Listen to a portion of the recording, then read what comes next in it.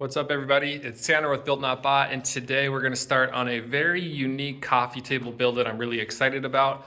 I'm going to give you a quick update because I jumped ahead already without filming the boring milling process, and we're going to get right into this build. Thanks for watching. Okay, so essentially I've made 4 separate panels already out of white oak. This is going to be the top 3 feet by 4 feet. It looks beautiful already. To no surprise, white oak is always beautiful. And then the other 3 panels are going to be for the base. And the base is going to be a 3-dimensional trapezoid, essentially. So there's a ton of glue cleanup on that one there. And then I've got this one here with the back sanded, but not the front. And then the bottom one, I've got the back sanded as well. So I'm gonna finish sanding these, and then I'm going to rip them down to 16 inches because coffee tables are typically between 16 and 18 inches tall. And then we'll start cutting out that trapezoid design, which is going to be a dual bevel cut.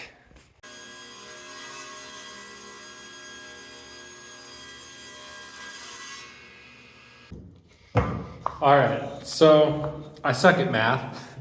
Like, it's embarrassing how bad I am at math. Life would be so much easier, but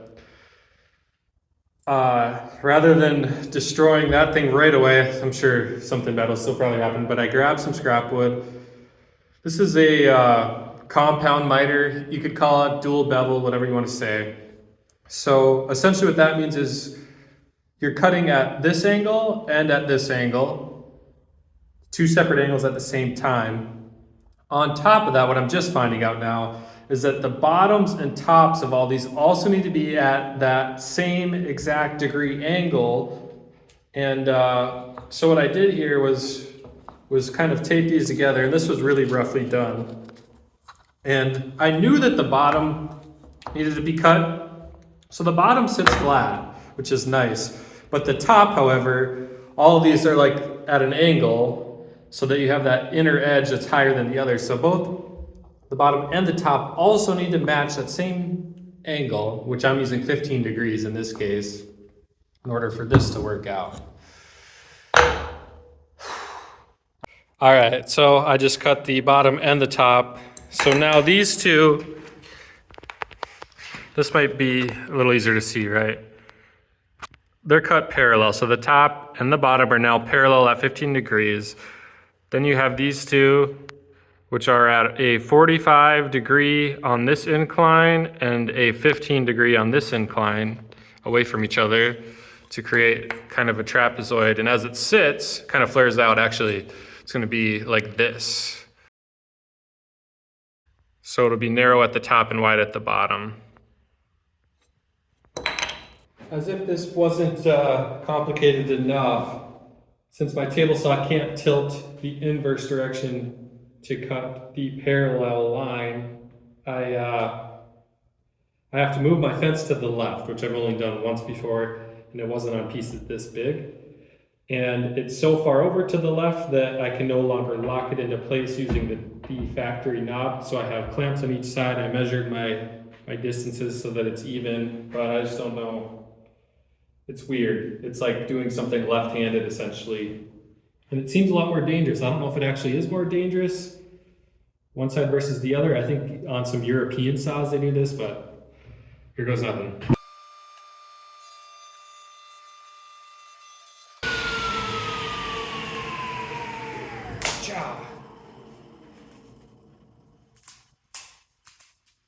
Actually wasn't too bad. Just take your time, and you just gotta focus your pressure up against the left versus the right. Not too bad, actually. Now that I'm done playing around with all that scrap material, it's time to start working on the real deal.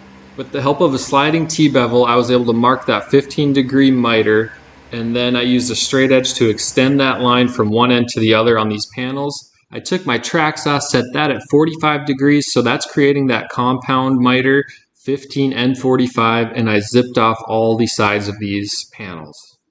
Here's a closer look at what that cut looks like. There's a little bit of cleanup work, but overall I'm pretty happy with it. Then I punched in 2 dominoes into each panel to assist in what otherwise would be an impossible glue up by myself. And here was the dry fit. So those dominoes help align everything and are almost like a second helping hand for you.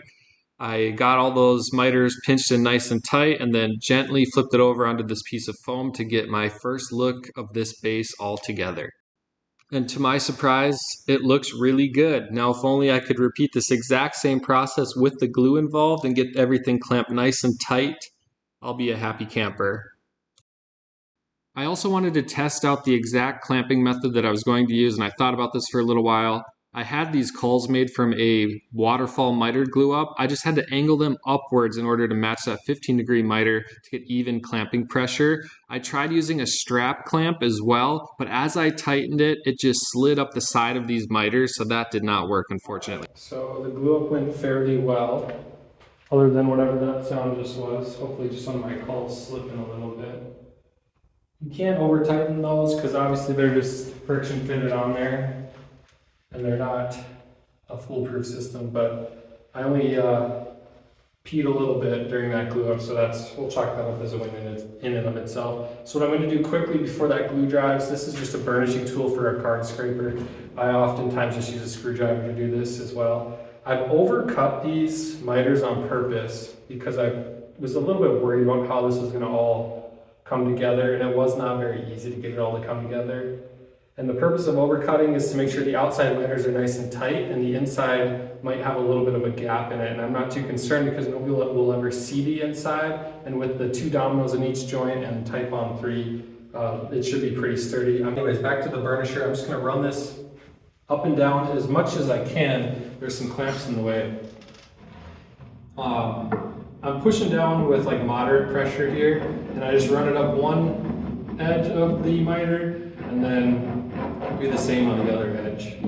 What this does is kind of softens that corner for starters, and it closes any little gaps that might be on our seam there. So it's a quick thing to do and it works great. Here's my seam here. There's pencil mark there, but it's actually tight all the way. And this one I haven't burnished yet, and it looks really good as well. It's kind of hard to see with all the glue there, but good seams all around.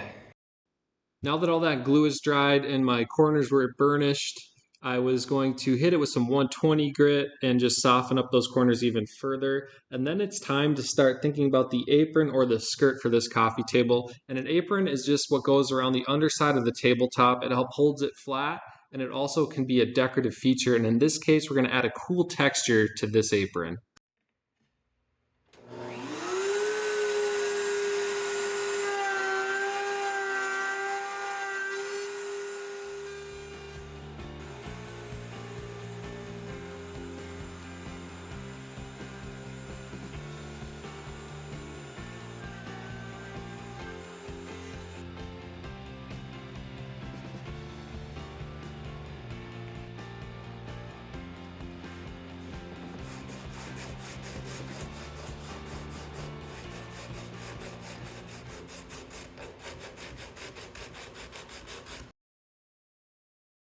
With the help of a domino in all 4 corners, I was able to glue up the apron, and I'm going to attach the apron to the top and then the top to the base with these figure-8 fasteners. So you use a Forstner bit to drill a small hole into the apron. Then you take your chisel and just cut out these inside corners that restrict that figure-8 from moving more freely.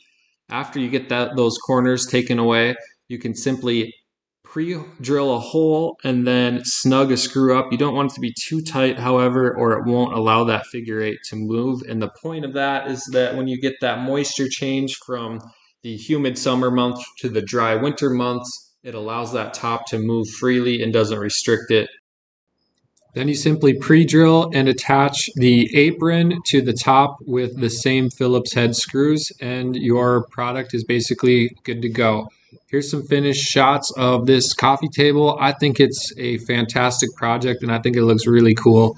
Let me know in the comments below if you have any other questions, and please like and subscribe if you want more content like this.